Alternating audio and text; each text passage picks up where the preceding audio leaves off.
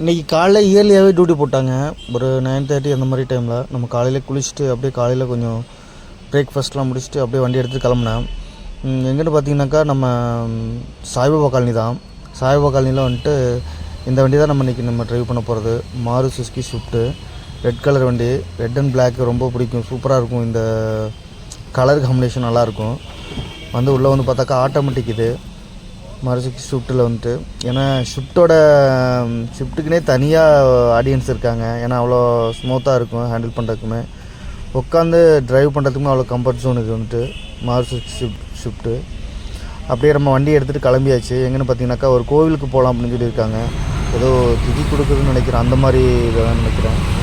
நம்ம டவுன் ஹாலில் இருக்க ஒரு கோவிலுக்கு அப்படியே வண்டி விட்டாச்சு. அங்கேருந்து வண்டி எடுத்துகிட்டு அங்கே இருக்கிற கோவிலுக்கு அப்படியே கிளம்பிட்டோம். வர வழியில் நல்லா டிராஃபிக்குங்க. இன்றைக்கி கிளைமேட்டுமே கோயம்புத்தூர் நல்ல கிளைமேட் இன்றைக்கி.